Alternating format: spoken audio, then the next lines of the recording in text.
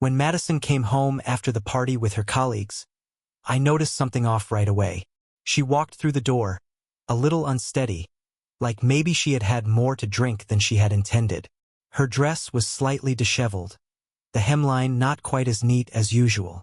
There was a noticeable whiskey stain on the fabric, and when I looked closer, I saw the lipstick mark on her neck.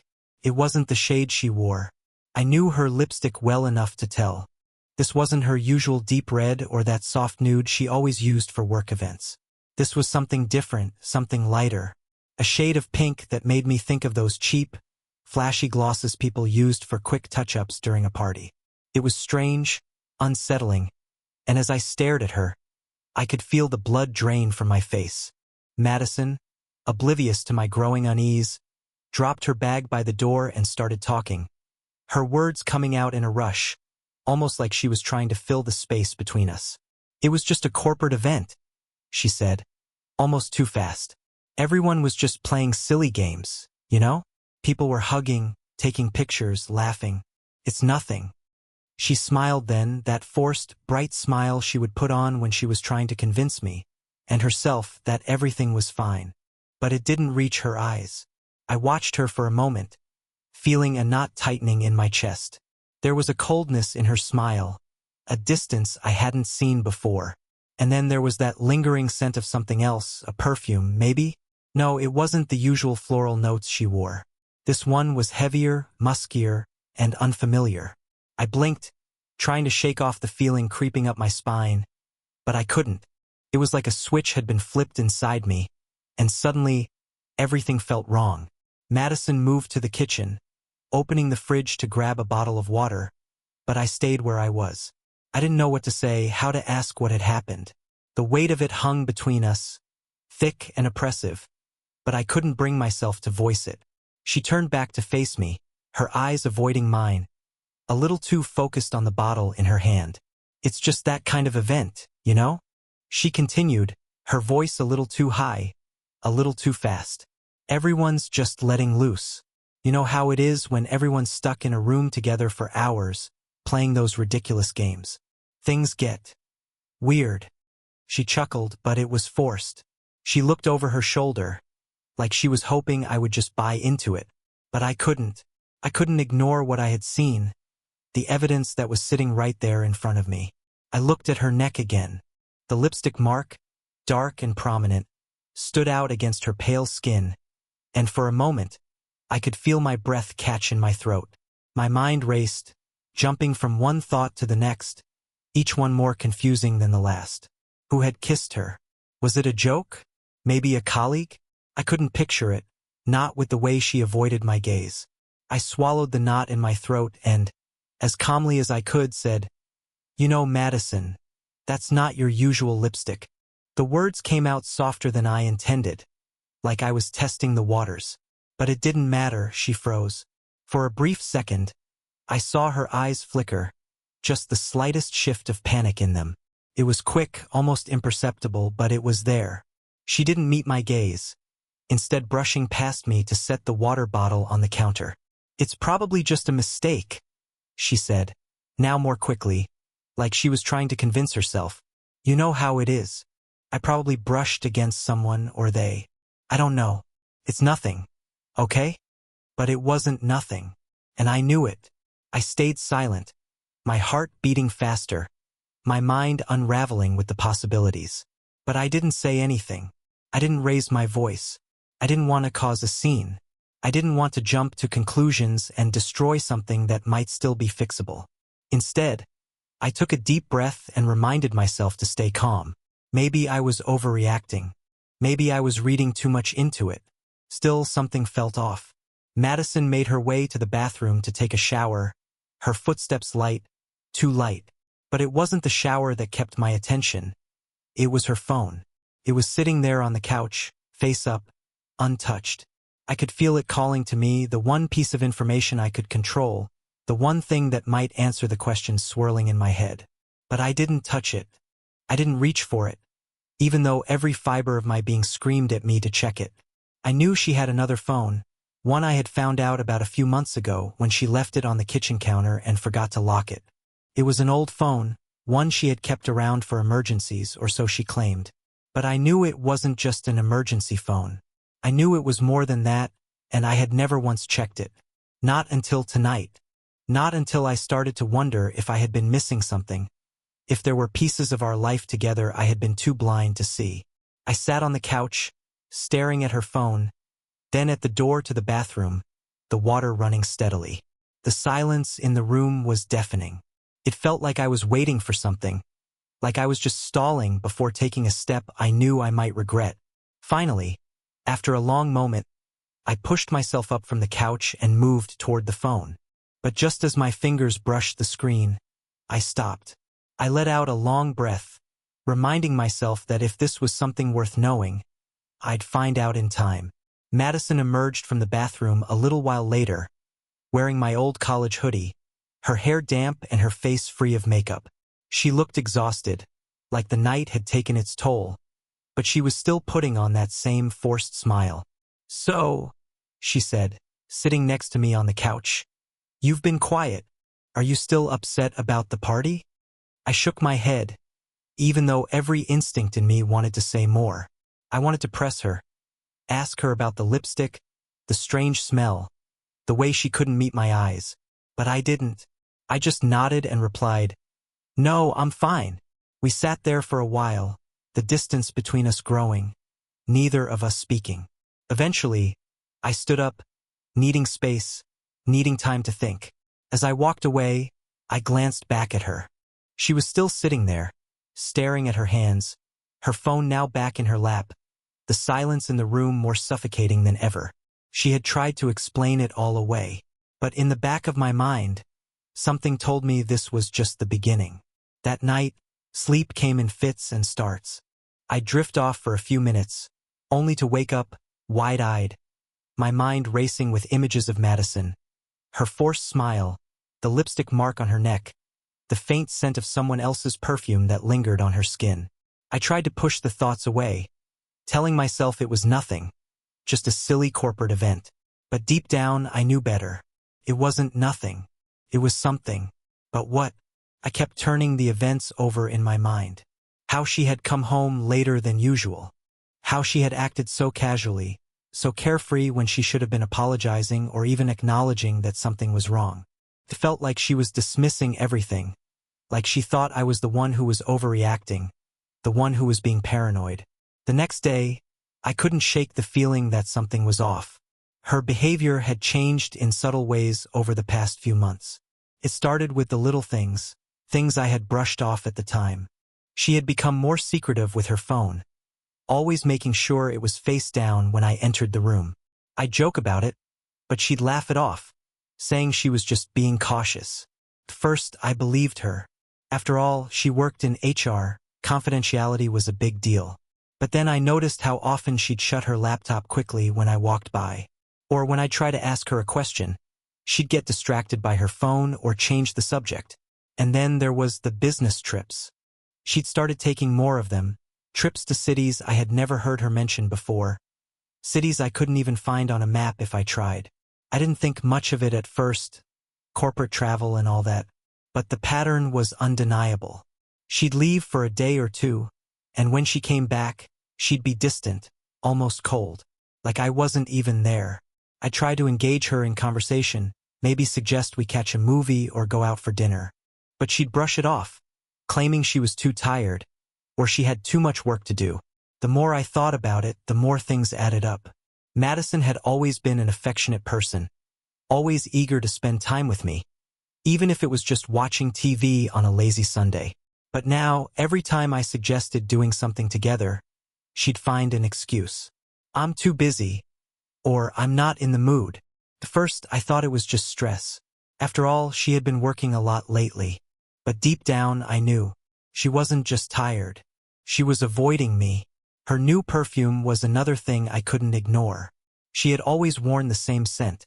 Something light, fresh, and floral. But now, when she'd come home after a late night, there was a new, heavier scent on her skin, one I didn't recognize. I asked her about it once, and she claimed it was a gift from a colleague. But when she said it, her voice wavered. I hadn't pressed the issue then, but I should have. I should have questioned her right then and there, but I didn't. Instead, I told myself it was just exhaustion, stress, the grind of work catching up to her. I tried to convince myself that everything was fine, that I was just imagining things. But deep down, I knew. She wasn't here anymore. She was somewhere else, somewhere I couldn't reach. That night, I stayed up late, replaying all of her odd behavior in my mind. I kept thinking about the way she had acted when I asked about her neck. How quickly she dismissed my question. How her eyes had flitted away, like she couldn't bear to look at me. I wondered who had kissed her, who had left that lipstick mark on her skin. I thought about the man at the party, the one I had never met, but whom Madison seemed so comfortable with. Was that who she had been with? Or was there someone else? The thought made me feel sick, but I couldn't stop thinking about it. Every time I closed my eyes, I saw her with him, laughing, smiling, her body pressed against his. I didn't know if it was true, but the thought gnawed at me, a pit in my stomach that wouldn't go away. The next morning, when she woke up, I tried to act normal. I didn't want to confront her yet. I didn't want to jump into accusations without any concrete proof. But the more I tried to push the thoughts aside, the more they consumed me. Madison was downstairs, preparing breakfast, and I couldn't bring myself to look at her. I sat at the kitchen table, my coffee cold and untouched. She was humming softly as she moved around the kitchen, cutting fruit and making eggs. But every movement seemed calculated. Every word, every smile felt rehearsed. "Are you okay?" she asked, looking at me with a frown. "You're awfully quiet this morning." I forced a smile. "Just tired. Didn't sleep well." She nodded, turning her attention back to the stove. "You should take the day off then. Rest." I couldn't bring myself to agree. There was no time to rest, no time to relax. I had to know the truth. "I'll be fine," I replied, my voice stiff. I couldn't help but notice how her hand trembled slightly as she reached for the salt. Just a tiny shake, but it was there. She was nervous. Nervous about something. But what? I couldn't wait any longer. I had to know. After breakfast, I waited until she went upstairs to take a shower. Then I grabbed her phone. I hesitated for a moment, my heart racing in my chest. I didn't want to invade her privacy, but I had to. I had to know if I was just imagining things, or if there was something more to all of this. I opened her phone, scrolling through her messages. At first, there was nothing that stood out, just work emails, texts from friends, the usual stuff. But then I came across a message from a guy named Ryan. The text was lighthearted, full of inside jokes, and references to things I didn't recognize. But it wasn't the messages that got me. It was the photos, 2 of them. One was of Madison, smiling, holding a drink in a hotel room. The other was a close-up of her lips, kissing someone. Someone whose face was hidden in the frame. My heart stopped. I scrolled further down. There were more photos, more messages, more signs of something I had never wanted to see. There was no mistaking it now. Madison was having an affair. But it didn't end there. I found more. A second name, Elliot. And as I kept digging, I found even more incriminating evidence. Hotel receipts, flight confirmations, even a video message. Madison was in a bathrobe, laughing, with a man in the background. It wasn't Ryan. It was Elliot. The video was from a hotel room in Seattle. They had been together. And from the way they spoke, it was clear this wasn't just a one-time thing. I leaned back in the chair, my mind spinning. I wanted to scream, to confront her right then and there, but I didn't. Instead, I printed the *TS, the receipts, and everything else I had found. I folded them neatly and put them into an envelope. It was time to take action. But not yet. The next morning, I didn't say a word. I just went through the motions. I acted as if nothing had changed, as if I hadn't just uncovered the most painful truth I could have imagined. Madison was downstairs, making breakfast again, her usual cheery self, completely unaware of what I had found, of what I now knew. I watched her as she moved around the kitchen, my stomach in knots. She was humming as she cracked eggs into a bowl, smiling at me every now and then. It felt like I was living in some kind of twisted dream, watching the person I thought I knew, the woman I loved, go about her day like nothing was wrong. I had the proof now. I knew what she had been doing, and there was no turning back. I kept my voice calm, forcing myself to sound normal. "How was your night?" I asked, trying to keep the conversation light. She looked up from the stove, her smile wide. "It was good. The usual. Just relaxing." I nodded. Good to hear. But the smile never quite reached her eyes. I could see the tension in her shoulders, the way she was trying too hard to act like everything was fine. She was nervous, and I knew exactly why. I knew what she was hiding. I could feel my heart pounding in my chest, and I tried to calm myself. I couldn't do this. Not yet. Not like this. I had to stay composed. I couldn't let her see the pain I was feeling. I wasn't sure if I could look at her the same way ever again, but I had to be smart about this. She placed the plate of eggs in front of me, her hands shaking slightly. "Here, you're always so busy. I thought you could use something to eat before you head out for the day." I stared at the plate, the food untouched. I wasn't hungry. I wasn't sure I could eat ever again. "Thanks," I said quietly, not meeting her eyes. I couldn't keep it in anymore. The truth had to come out or I'd lose my mind. I grabbed the envelope from the table and placed it in front of her. Her eyes widened, and she froze for a moment, her hands trembling slightly. "What's this?" she asked, her voice a little too high-pitched. "Open it," I said, my voice steady. She looked at me, trying to read my expression, but I kept my face neutral, even though every part of me was screaming to confront her. She hesitated, then slowly picked up the envelope and slid it open. The moment she pulled out the first page, her eyes flickered to the contents, and her face drained of color. She didn't need to read further. I could see the shock on her face, the realization that she had been caught. I don't know what to say," she whispered, dropping the envelope onto the table. I didn't answer. I just sat there watching her. I had nothing left to say. The words didn't matter anymore. Everything had already been said in those messages, in those photos. The truth was right there in front of us. "I didn't mean for this to happen," she said, her voice shaky, her eyes pleading. I felt a pang of something in my chest, but I pushed it aside. I couldn't feel sorry for her, not after everything, not after the lies, the betrayal. "Then why did it happen?" I asked, my voice cold. "Why did you do this, Madison? Why did you let it go on for so long?" She opened her mouth to speak, but no words came out. She looked down at her hands, wringing them together, her face a mixture of guilt and panic.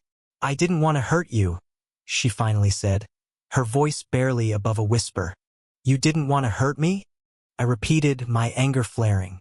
"How could you not know this would hurt me? How could you be so selfish?"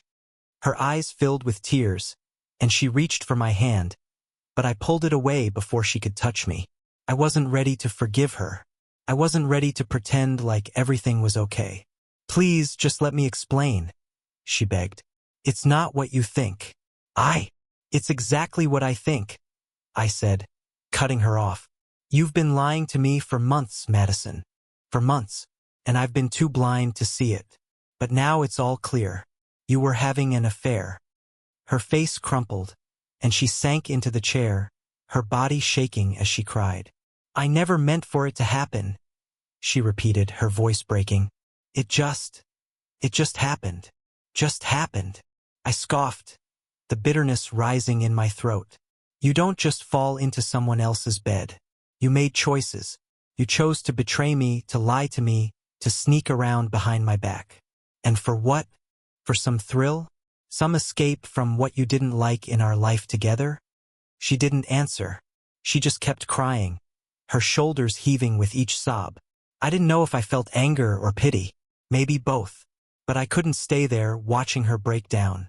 I couldn't look at her and pretend that I didn't feel the rage burning inside me. I stood up abruptly, pacing the room. I couldn't be in that house anymore. Not with her sitting there, crying over what she had done.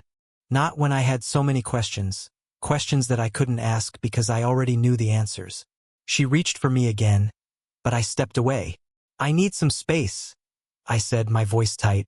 "I can't do this right now." I left the room without another word, needing to get out. I grabbed my jacket, walked out the front door, and slammed it behind me. I didn't know where I was going. I didn't know what I was supposed to do next.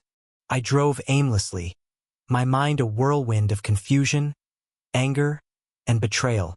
It wasn't just the affair. It was everything. The lies, the secrets, the way she had changed, the way she had pushed me away. I drove for hours, not stopping until I found myself on a street I didn't recognize. The car was still running, and I was just sitting there, staring at the windshield, my hands gripping the steering wheel. I didn't know how I had gotten here. I didn't know what I was doing anymore. But I knew one thing for sure. This wasn't the end. This was only the beginning.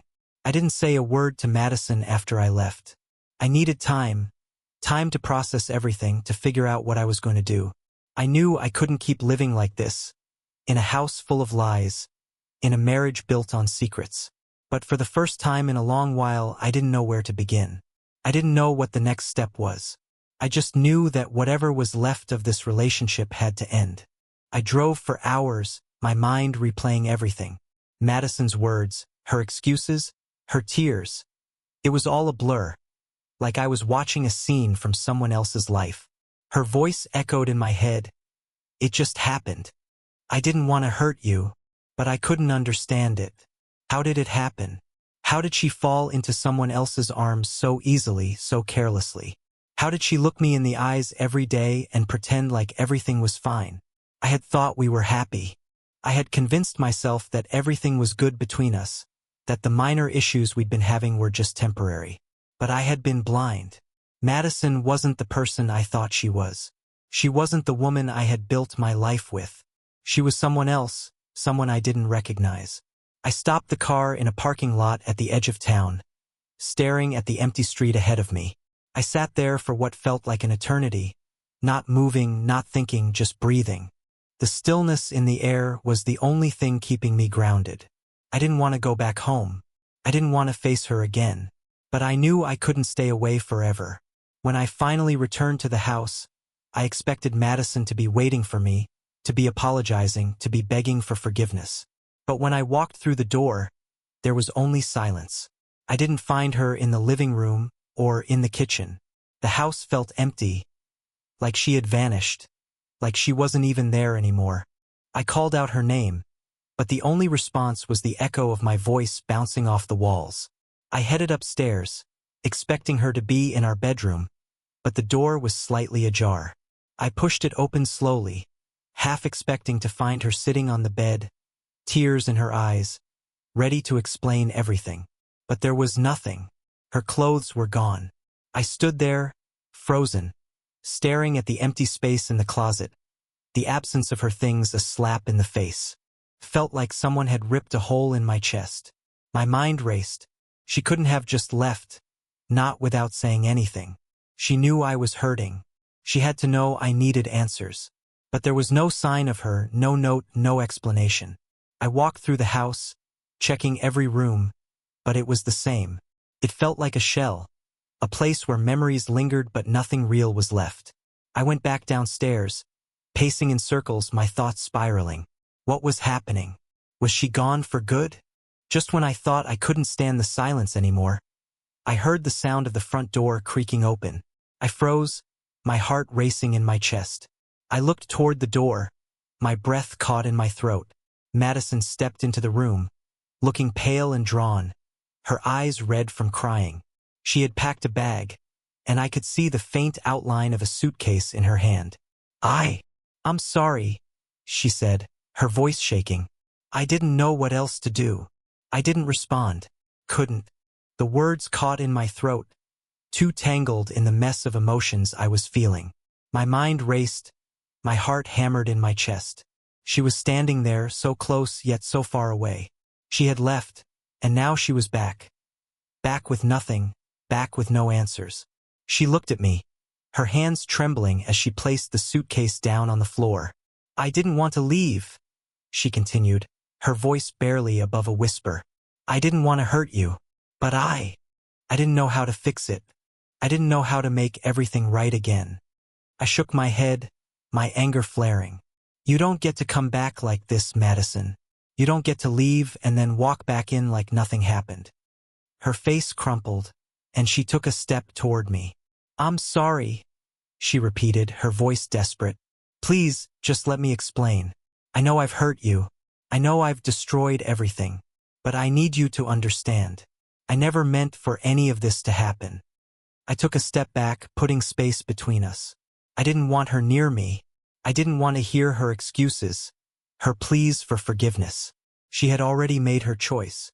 She had already chosen him over me. Why, Madison? I asked, my voice low and shaking with emotion. Why did you do it? Why did you let it go on for so long? Her eyes filled with tears, and she reached out for me, but I pulled away. Couldn't let her touch me. Not yet. I was lonely, she said, her voice breaking. I didn't know how to talk to you anymore. We'd been growing apart for so long, and I didn't know how to fix it. I didn't know how to fix us. Her words hit me like a punch to the gut. You didn't know how to fix us? I repeated, my voice rising. Madison, we could have talked about it. We could have worked through it, but you chose to cheat on me instead. You chose him. She closed her eyes, her body shaking as the sobs racked through her. I never meant for it to happen, she whispered again, the words hollow and empty. It just happened. And I'm sorry. I'm so sorry. But I wasn't ready to forgive her. Couldn't. She had already broken the trust we shared. She had already shattered the foundation of everything we had built together. Sorry doesn't fix this, Madison, I said, my voice cold, hard. Sorry doesn't change what you did. You've betrayed me, and I can't just forget that. I can't just go back to pretending everything's okay. She looked at me, her eyes full of pain and regret, but I couldn't bring myself to feel sorry for her. Not anymore. I'm done, I said, my voice final. I'm done with the lies. I'm done with the excuses. This marriage is over. She looked like she was about to say something, but I couldn't hear it. I couldn't listen to her anymore. The words had already been said. The truth had already come to light. There was no going back. She dropped her gaze, her shoulders slumping as if the weight of everything had finally crushed her. I understand, she said quietly, her voice barely audible. I thought we could fix it, but I see now that I've ruined everything. And I'm sorry.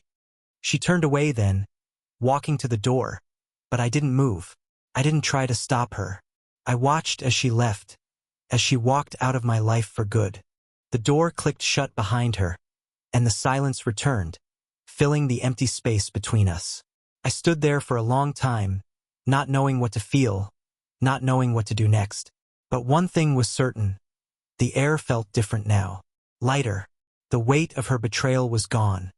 And in its place was something I hadn't felt in a long time, freedom. I wasn't sure what to do next. The house felt foreign now. Emptied of the tension, but still suffocating with the weight of everything that had happened. Madison was gone. There was no fighting it anymore. Everything she had built, everything we had, was unraveling. But it wasn't just about the betrayal. It was about the lies, the secrets, and the fact that she had thought I wouldn't find out, that she thought she could live this double life without consequence. As the days passed, I couldn't shake the feeling that something more needed to happen. The betrayal was too deep, too pervasive. She hadn't just hurt me. She had jeopardized everything I had built in my life. Our life together had been a lie, and I wasn't going to let her walk away from it without facing the full consequences. The evening after she left, I sat in the empty living room, staring at the space that used to be filled with our shared memories.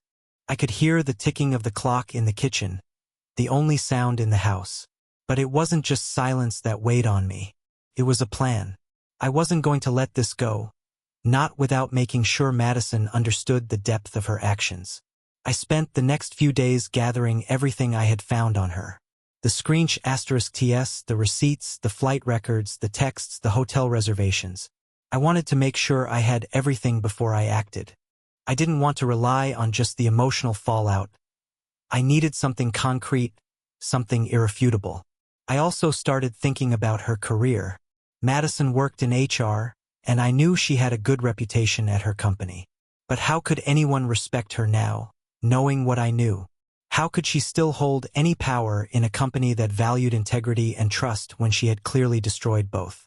She had hurt me, yes, but she had also hurt the reputation she had spent years building. I'd spent enough time hiding behind my pain. It was time for her to face the consequences of her actions. And I wasn't going to be the one to let her get away with it. I didn't send the evidence to her mother, though I thought about it. Her mother would have been devastated, and I didn't want to be the one to destroy her world. But there was another way to make her feel the weight of what she had done. And this one would be unavoidable. This one would have far-reaching consequences. I would send everything to the ethics department at her company. The next day, I printed out all the evidence I had collected and neatly folded it into an envelope. I wrote a short letter that explained everything. Nothing too personal, just the facts, the timeline, the evidence. The truth, plain and simple. I addressed it to the ethics department, marking it with the company's name in bold, just to make sure it would be seen. I had no illusions about how Madison would react when she found out. She would panic. She would scramble. She would try to shift the blame back to me, as she always had. But I didn't care anymore. I had taken the high road for too long. And now it was time for her to see that her actions had real-world consequences. She couldn't hide behind excuses anymore. She couldn't brush it all under the rug. She had crossed a line, and now she would pay for it.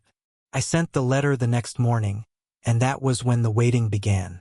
I knew it would be days before she found out, but the anticipation was almost unbearable. It was strange, almost cruel, to feel this sense of satisfaction at what I had done. But it was the kind of satisfaction that came from knowing that she would no longer be able to manipulate her way out of this. She couldn't hide from the truth anymore. It didn't take long for her to find out. The next evening, she showed up at my door, her face pale and drawn. Her eyes were wide, frantic, as she stood there, staring at me, her hand clutching the doorknob like it was the only thing keeping her from falling apart. "You did it," she said, her voice barely above a whisper. "You sent it." I didn't answer. I didn't need to. I just stood there watching her. The shock on her face was all I needed to see. I had made my point. She was unraveling, and she knew it. The thing she had feared the most was happening. "I didn't think you would do that," she continued, her voice cracking. I thought you would just let it go, that you wouldn't fight back. But you," she paused, her hands trembling as she wiped away a tear. "You really did it. I'm not the one who destroyed this marriage, Madison," I said, my voice steady but cold. "I'm not the one who betrayed the trust we had. You did this. You made your choices, and now you have to live with them." Her face crumpled, and she sank to her knees in front of me. "Please," she begged, her voice barely audible. "I'm sorry. I'll do anything. I'll fix it. I'll make it right. Just don't send it to them. Please don't ruin everything." I stood there watching her, my resolve hardening. "You ruined everything, Madison. Not me. You. I'm not the one who made a fool of you. You did that all on your own." I had expected her to plead for longer, to try to twist the situation and turn it on me, like she always had. But this time she didn't. This time, she just sat there, her head buried in her hands, her sobs echoing in the silence between us. "I've already sent it," I said quietly. "There's nothing you can do now. You wanted to destroy everything we had? Fine. But don't act like you didn't know the consequences. You wanted to play this game, Madison. Now you're going to lose." I turned away from her, walking back into the house. I didn't need to see her anymore. I didn't need to hear her apologize. The damage was done. The truth was out there, and there was no taking it back. For the next few days, I stayed to myself, dealing with the aftermath of everything that had happened. I didn't check her emails. I didn't want to see her try to beg for forgiveness again. I didn't want to watch her destroy herself in front of me. I had already made my decision. I had already done what needed to be done. Then came the phone call. It was from Madison's boss. Her voice was tight, almost professional, but I could hear the concern beneath it. "I just wanted to inform you that we've received a report from our ethics department," she said. "We're taking this matter very seriously. We need to meet with you and Madison to discuss the situation. Please let us know when you're available. It was official now. The company was going to investigate her. There was no way out of this for her. Her career, everything she had worked for, was crumbling, and I wasn't going to stop it. She had made her bed.